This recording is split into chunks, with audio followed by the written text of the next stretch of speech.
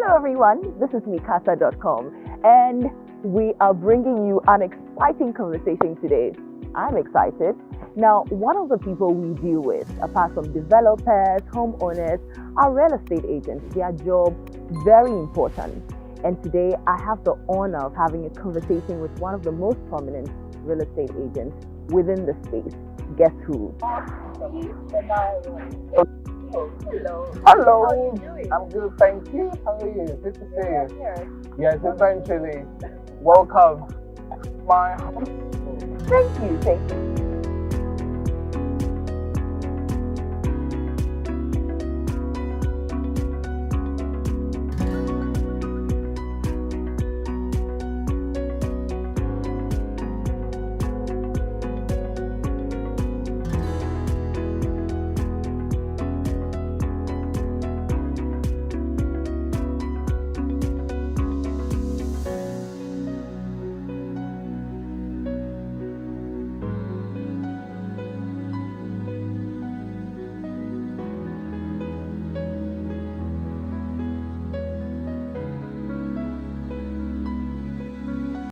We're going to begin with a bit of your life and how you got into real estate business. Did you always want to be here? Absolutely not. I originally wanted to be a medical doctor. That's funny, right? I mean, chasing two opposing occupations. Yeah, I originally wanted to be a medical doctor. I was supposed to do that in China.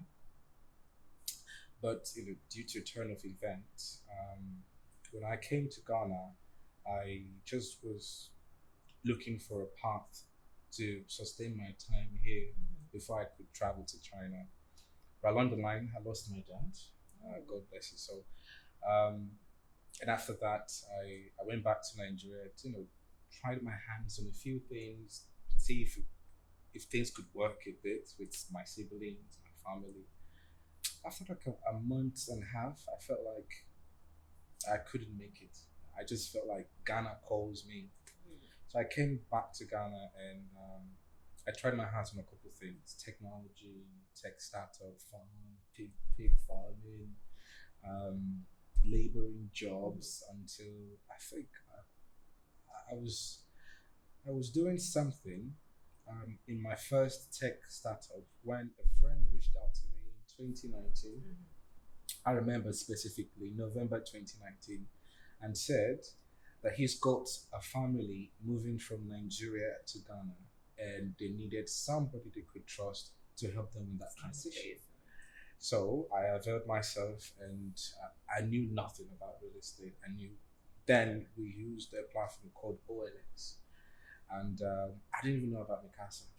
So quickly, just like the first thing any prospective renter would do, search OLX properties for rent in this location, that location, and we try to match their budget. All that thing I was doing, I didn't know it was preparing me, to be who I am today. So we found a couple options. We reached out to the agents. We met so the husband flew from Nigeria to Ghana just for that, to find a place they could stay. So we spent a whole day. We dedicated a full day to search through all these properties, about 5 to 6 of the properties. We met up with the agents. We went around. Trust me, the experience was really, really horrible.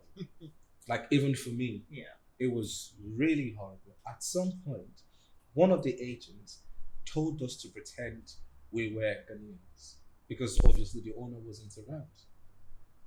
He asked you to pretend That we were Ghanaians. So the owner didn't want Nigerians actually to be in the building due to past experiences, which is something I understand. Everybody understands that. But in this particular instance, the agent advised us, look, when the landlord calls you and asks if you're Ghanaian or Nigerian, say you're Ghanaian. Because for him, he just wanted to get the commission and then move on. So the whole day was wasted. We never found anything. Next day, we had to reschedule, and obviously the husband delayed his trip for one more day. So the next day we went round. We couple of agents. We eventually found one through another homeowner. And he introduced us to one nice property, and there it was. Prayers answered, solution found. We found that great property that just matched them, and they loved it. The next thing was payments. So I went back to the office and I told my friend that, hey, do you remember the guys you sent me to? I think I eventually found a place for them, and he said, do you know actually you could take a commission from them? And I said, commission? Well, that's interesting. I have a license. How do I go claim to be an agent? I was like, I remember exactly how he said it. Sure. Do you know how? That's what he said. I was like, okay. So the next day, the money passed through me because it was 13,220. 320. I remember exactly the figure. 13,000. It was 1,100 a month. So 13,320 was entire money, and the commission was 10%. 1,320. So when that money got to my hand, I split it into three. I took one quarter and I kept it to myself, and I gave them the rest. And the agent looked at the money, counted it, like, sir, the money isn't complete. I said, yes, he's my client. And he looked at me with a very strange look. Okay, no problem. Thank you for doing business with us. And I was like, okay, bye-bye. I was in a car, in a taxi, and I felt like, oh my God, I just made money. 471 cities was what I took from that money. But then, just in the car, it hit me. Hold on a second. Hold on. I could do this as a business. I could make the entire commission without even splitting with any other agents. And I could provide them a better service. Yeah. And I just wondered, why is it that other agents would make such amount of money? You could even imagine if that was dollar or even pound. People actually earn like $1,000, like every week or even every month. They just say, I know people who earn up to $5,000 a month. So if you put that into perspective, you begin to understand that you could actually earn so much and provide people with better experience and better service. Yeah. Just then, COVID hit Ghana, and we were asked to stay home, lockdown. I spent 2 to 3 months just practically studying every single thing I could find in real estate in Ghana. And that's how I started. That's how you started. That's it. Awesome. Now let's talk about the business, Z Homes. How much, if you would tell us, how much potentially can an agent make in Ghana today? So, I like to call myself, or we like to call ourselves consultants. Okay. Because first, in that regard, we take in other businesses that are not agency related. For example, we've helped people with renovations, home maintenance, interior designing, home investing. So things like that. But if I should, focus on agency, depends on the type of transaction. Obviously, there are sales, there are and buying, there's rent as well. So typically, if you want to rent out a place, landlords pay agents anywhere from 5% to 10% to 1 month's rent, and sellers, especially for individual homeowners, pay agents about 5%, 4 to 5%, and then developers, which is like developers with like over 100 units, 50 units, large apartment complex, can pay an average of 3 to 3.5% on every sale that an agent makes.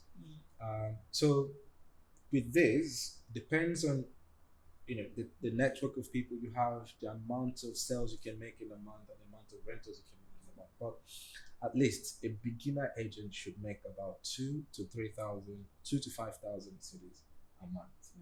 That's all things being equal, if you put in the work. No, I mean that's basic level. Oh, okay. Basic level. Okay. I've seen something funny happened. One lady who I mentored, 2 weeks of her staying with me, she made about 53,000 cities. 2 weeks. Just Really? 2 weeks. It struck me because at that time I've never made 53 at once. So I felt, honestly, I felt jealous. So like it shocked me and everyone else in my team. Like she did it and she was shaking, you know, that kind of money because she was really shaking. I was like, relax, calm down, the time will come. So it shows you the potential. It's a matter of, like you said, putting in the work, how much good, reasonable people do you have in your network. So if you have a network of rich people, then you can make money. I told you the last time that there was a guy who's literally not an agent, has nothing to do with real estate. He's like a student influencer or something. All he does, he takes his phone. He has an iPhone 14 or 15, goes to properties, and especially shortlets, like properties like $200 a day, $300 a day, especially in areas like East Legon, Airport, Cantonment. He takes his phone and then he just arranges with the property manager or owner and does a video. Hello guys, today I'm in this place and this is a wonderful 4-bed. I've seen it and I prove it. I feel like those, oh you Charlie, come here, sharp. Let's take this place. The next thing you know, people start trooping in. Bookings are done 1 week, 2 weeks. And this guy takes about 5 to 7% commission from the owner. And that last time he did this, and he got like close to 4,000 plus commission. And I just looked at him like, bro, you made $4,000 in commission, and you're not even full-time agent. It so was really just his connection. Just connection. Yeah. Just post that to Instagram, Facebook, WhatsApp stat, and then people just reach out. So that's just about it. If you want to do real estate and be profitable, you just have to know more people. And of course, so definitely networking. Yes, that's the goal of every real estate agent. Right. Once you start off this, just seek to know rich people. That's it. Seek to know rich people. Yeah. So let's talk about positioning, because you mentioned that. How do you position yourself strategically for good business, apart from knowing rich people? Well, it's a thing that I don't like to say all the time because, you know, you're in a very competitive business environment. Yes. But of course, yes, I'm willing to share. Before I started this, I had to give up my my job. I was a digital sales manager for a startup called Westgate. So I gave that up, I think around May 2020, to start up this because I was very particular on my brand, very particular about myself, very particular about who I want to be, especially in this field of real estate. This real estate is a very, very competitive. Like I've never seen any competitive business like real estate. You could literally be talking to somebody and the person will be receiving a call from another agent. Okay, I will see your property in the next 30 minutes. So now it is up to you at that particular moment to seal the deal now. Yeah. Because you know, when she leaves, there is a 99.9% chance she will never come back. So you keeping that client or you keeping that potential customer depends on what you do when you meet them. So it's something we've been learning, of course. Well, some of the things I did was to ask questions. I know a lot of top performing real estate agents and real estate brokers in this country. I aligned them as my friends. I just kind of like, not in a certain way where you're like, okay, I'm a top boss. No, the reason I made an effort to get connected with these people was first of all to learn who they are, learn about the business, see what's working for them, because insights that are shared amongst us, if it works for him, it definitely has to work for me. Depends on your willingness to put in the extra work. So that's one of the things we've done. We ask questions, we learn from people doing better than us. Doesn't matter if they have to be top performers. If we see someone making things happen, reach out to them. How do you get things done? And then another thing we do is we try to be as professional as possible. in every single circumstance. Professionalism, especially in this business, takes you far.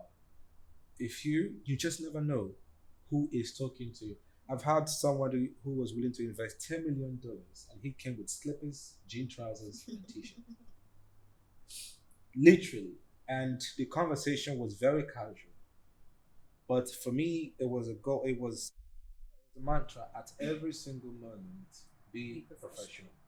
Every single moment. Especially in a space like this that is not exactly regulated. Yeah, Yes, efforts yes. are now being made, but now you don't need much to get in there.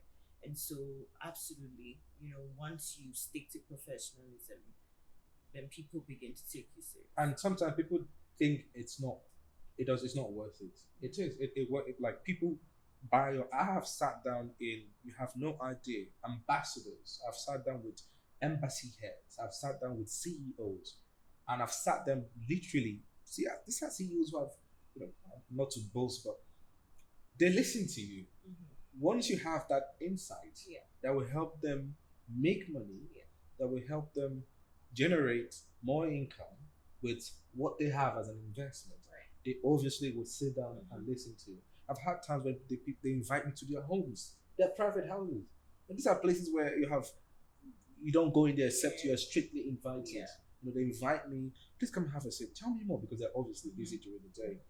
I've had meetings like 11 p.m., 12 a.m. because that's the time you get them. I've had meetings in odd places, at airports, restaurants, at our hotels, some time ago we almost had an interview or a meeting in a plane.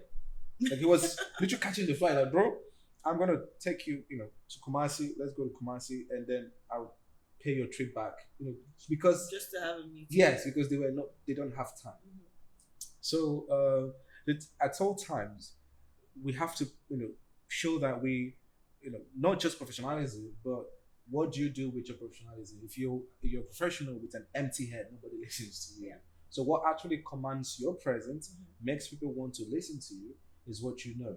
And not just about knowing, it's what you know and can be able to execute. It's the reason why people, just want to work with us, because we're not there yet. We understand. I mean, there are some challenges. We don't sell all the homes. We don't rent out all the homes in time. But for us, when we talk to you, we just don't want to talk or get more business, and then when we get the business, we cross our legs and feel relaxed. We taking that business, we put in the extra effort to see that you win, and when you win, obviously we win. Awesome. I'm sure that in your line of work, not that I'm sure, obviously, in your line of work, you deal with a lot of different properties. From where you sit, what do you think are the hottest properties today? Apartments. 1-bed apartment, 2-bed apartments, these two, and then followed by studios, and then 3 beds and the rest of it. And that's why you have more of multi-family homes, multi-family units coming up in places like Cantonment, Airport. These are like hubs for like off-plan developments, 100 units, 150 units. There's one that recently launched. They said it was going to be 350 units. Legato Heights by Vibrant Estate. I went to the launch and it was amazing. And they've done almost a similar project, over 150 to 200 units. Harmony, Harmony Residence or Harmonia. Thank you very much. Yeah, you're keeping tabs. Yeah. So the Harmonia Residence, they've done so much with that they believe that they could come up with another concept like that one. It's going to be, if not the tallest building in Accra. It's really huge, 350 units. Yeah, and it's amazing. So these are the reason why you see people like this, build these multi-family units, are because that's what people want. Not just about investment, but that's keeping assets, asset management. I forgot the right word there. Just keeping it as an investment. Residential reasons. Some of them just want to have some piece of Ghana in back at home. where maybe they come down and they want to just relax. I don't want to pay for a hotel. I don't want to pay for an Airbnb. I want to have something that belongs to me. Just like this home, this 2-bedroom apartment that we have, it belongs to a homeowner who lives somewhere in the US or UK and feels like, okay, I want to put this down here first as an investment, make rental returns, make some gains for me, and also in case I have my family or any member or my kids come in, they have a place to call home. They just can come here and stay. So these are some of the reasons why people are going after apartments, and majorly for investment purposes. Right. What about locations? What are the hottest locations? Cantonments, airports, Laboni, Osu. Do I need to go on? But I think the idea of these locations, we also need to consider upcoming locations, because I think Meqasa in 2020 you released a report that stated that there were upcoming neighborhoods, and those upcoming neighborhoods included places like Chado and Oyarifa and Ayumensa. All of these places, Spintex, these places are seen. There's so much happening in these neighborhoods that they're coming up so fast. Yes. So fast, and it's only a matter of time that it will catch up to the top cities or the top neighborhoods we have in Accra today. If you go to Chado, we see lots of developments there. Oyarifa, same thing. Large homes or large gated communities. You have some of them like Oyarifa Park, Imensa Park, Special Garden. These are homes that has an average of 200 homes, 200 townhouses. Could you imagine? Imagine having this place in these upcoming neighborhoods and all of them having such amount of development coming up. So note that this Cantonment or Laboni or Osu are their top location, top hotspot, but at the same time, there are other potential hotspots that are a little bit on the outskirts of Accra that are coming up, and it's important that people actually look in that direction as well. So if you were taking all of these into consideration, these latest trends, and you had a developer before you and you were sort of consulting for them, what recommendations would you be giving them if somebody wanted to start building something today? First thing, we need to talk about my fees. I am very particular about that. This man likes money. Very, very particular. So, this is not the first time. I mean, I've had developers. I told you about a man who walked in with $10 million and he asked me, he came to my office in Aboni, he said, I have $10 million sitting. He called it idle money. Idle money. I remember when I had 20,000 CDs sitting in my account. My head like, oh my goodness, that's an idle money, bro. He had $10 million. He came in with slippers, jean trousers, and t-shirt. He came in and was like, bro, I have $10 million idle money. I want to build. Talk to me. You know? He wasn't really interested in the development. He's just interested in how you can actually build a unit. So some of the things it's first of all, what do they want? Some people are luxury developers. Luxury developer, of course, Chado, Cantonment, Airport, Osu. These are places we should be looking at. And then, who do you want to target? You want to target diaspora? Do you want to target the upper class or the higher class or middle income folks or the lower income folks? So that's the first thing we try to attain. Once we get that, we can match that particular target to location. So, for example, if the developer tells me they want to target middle income folks, you can consider Oyarifa, you can consider Spintex, you can consider Ayimenta, Adenta, Lakeside, East Legon Hills. You can consider those locations. But if you want the lower income Kaswa, and then anywhere a little bit Wager, a little bit outside of the cities, So these are places they can consider. But if they want to like focus on the luxury end, focus on high class, focus on, then you talk about Cantonment or Sioux, talk about these places. Because a plot of land typically in airport or anywhere around these suburbs, as they sell in millions. Like it costs like $1 million, more than $1 million, to sell one plot of land. So you can imagine. Then in places like Oyarifa, which an average cost of land is anywhere between 200 to 350,000 cities. So that's cities, not even dollars. That's about relatively about 300 to about 25,000 dollars. No. So you can imagine the gap it gives. That's why we call it the medium income, medium scale target market. But over here, where you have the airport, these lands selling like $3 million. We saw one the other time hit the market for $3.5 million for just one plot of land. Yeah. So it's how much do you have and who do you want to target? What about property types? I know you mentioned that apartments are the hottest, but should they be also looking at other areas, other types of properties? Obviously, yes, because we have a very huge deficit in this country. It's more than 2 million.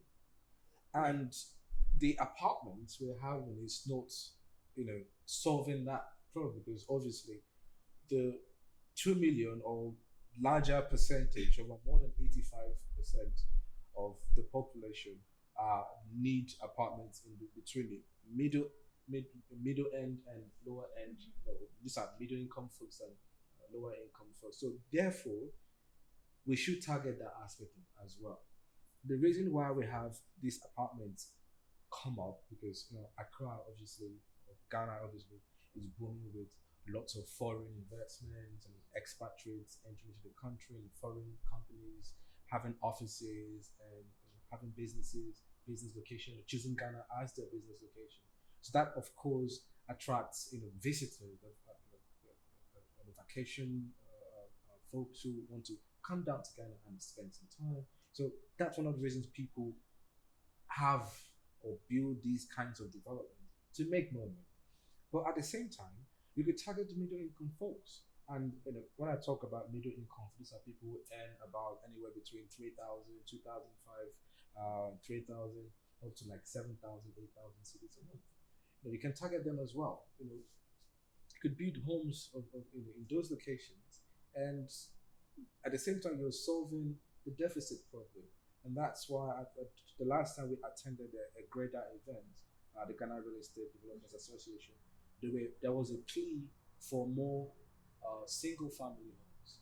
What does that mean? These are like 2-bedroom houses, 3-bedroom houses, like more like a home setting than apartments. And if you do that, it helps people, like when people get married, they want to grow, move into a home, raise a family. That's the plan.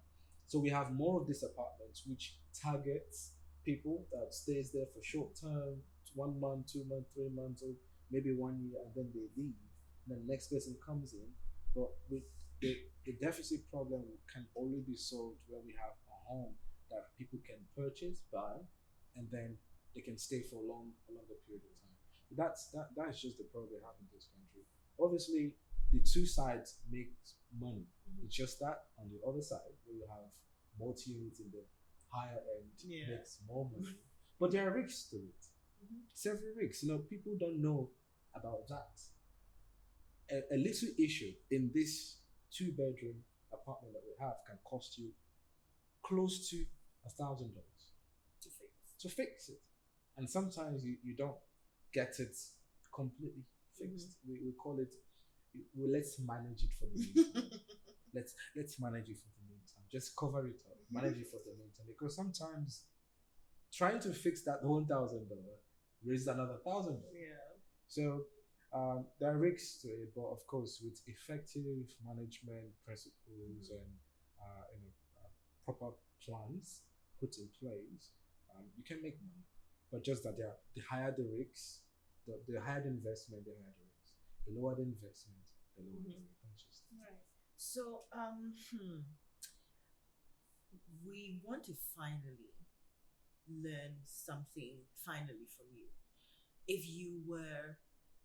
If somebody approached you or I approached you and said, I think I want to do this. I think I want to get into real estate. I think I want to do, I want to be a real estate agent. What advice would you be giving me or anybody who wants to be like you? I don't really advise anyone to be like me because so let's point it. I've been doing this for more than 4 years. I started making money in my second year, towards the end of my second year. First year and half was all about losses and business failures. Trust me, I made money and I wasted it all. Not in frivolities. No, I'm not a frivol type of person. Putting it back, bad business decisions, and not also putting in the right methods. Trying to cut my way through certain ways to make more money and all that stuff.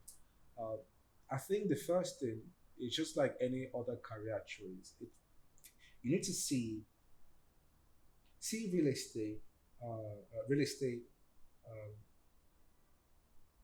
agents, agency, or any real estate professional as a career, just like being a medical doctor, being a teacher, being a lawyer.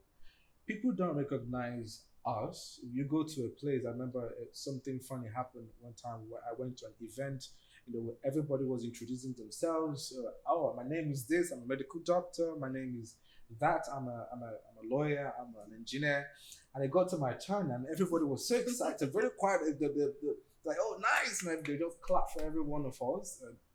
So I was, oh, my name is Benaiah Rawlings and I am an agent. They're like, It was very, very subtle silence, and they were like, so it means that people don't approve. They don't,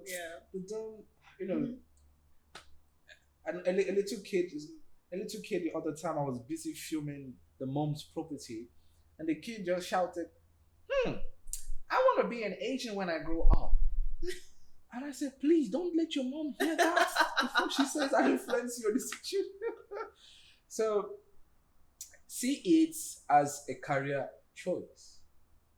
People have no knowledge how much you can make being a real estate professional. You don't have to be an agent. Agent is not the only profession in real estate. Right. You can be a developer, a real estate content producer, a real estate influencer, a real estate advertiser, a real estate marketer, influencer, photographer.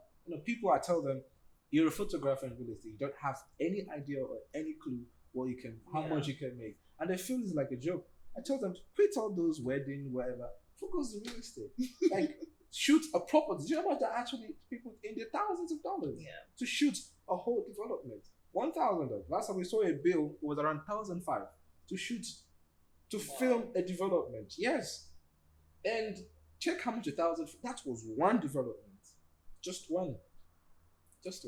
And pictures, an average I pay for my photographers, shooting pictures, maybe 800 for just a session, just one property. But if they all quit the weddings, who take videos and pictures of our It's weddings? about you being focused. It's about I like focus. I like to focus on one. Mm-hmm. That's why people who shoot wedding pictures cannot take proper real estate photography. Okay. I've used people all the time, and this is a mistake. Tell people who video. Look at them. So the first thing I do, if I need a photographer or a videographer, have you shot a video, real estate video before? Like, oh yeah, sure. And they do to go shoot a mess. I do a better job with my iPhone than them. So it's a whole different thing. Yeah. But you need to see your career, or as an agent, as a career, as a career profession. It's like a doctor. You dress the way I'm dressed with my shoes on, dress yourself, be nice, be a professional, respect who you are, and then put in the work. Obviously, if you do all of that, you have a good chance of making money just by your appearance, just that alone. But I do advise people, first of all, is focus. Who do you want to be in life? Everybody wants to be a real estate agent. Of course, they see the pictures we post out there. I have colleagues and other real estate friends, professionals who do a lot of nice content over there on Instagram, and they look at them. Oh my goodness, I want to be. We go through a lot. We lose deals. I can't tell you how many times I've gotten depression doing real estate. Like, you literally can easily go from 0 to 100,000 to 0 back again, and like you minutes. have to pick yourself up. You know, I made a loss the other time, and I have to refund someone $800. The money's gone. That money has to come from my pocket. Wow. Refund. That was not even up to my commission. My commission was like 15% of that. Now I have to pay back that money plus interest. So it's a very risky game, which obviously everybody should know. But you don't do real estate because of the hype, Right. the pictures, the content, the videos and the things we say.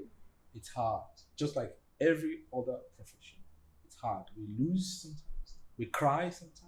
Cadamitas have cried. Really, literally, like we cry.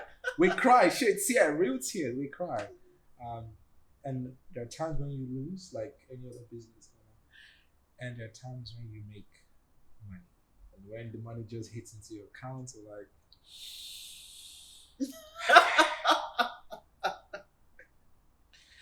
yes. I'm praying for that one. I'm holding my phone, like I'm waiting for something to for an just alert.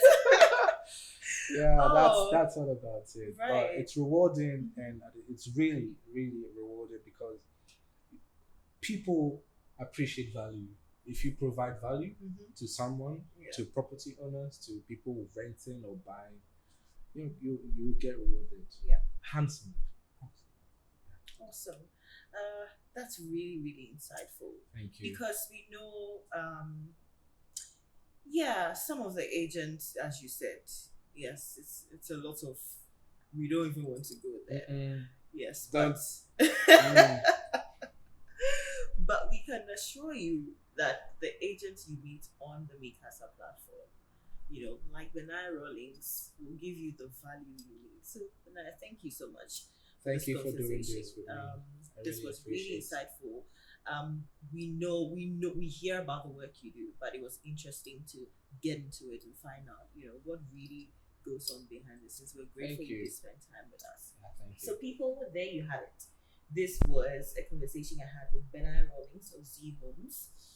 Please reach out to Benaiah for all your real estate consultancy needs. Perfect. And and go to the Meqasa.com platform for all your real estate needs as well. If you're looking to buy, if you're looking to rent, if you're looking to buy land, Meqasa.com is the one-stop shop. Reliable, provides you value nowhere else. It is the Meqasa.com platform. And so thank you so much for spending time with us. We'll hopefully come your way again soon with another insightful conversation. For now, it's bye-bye. My name is Daniela.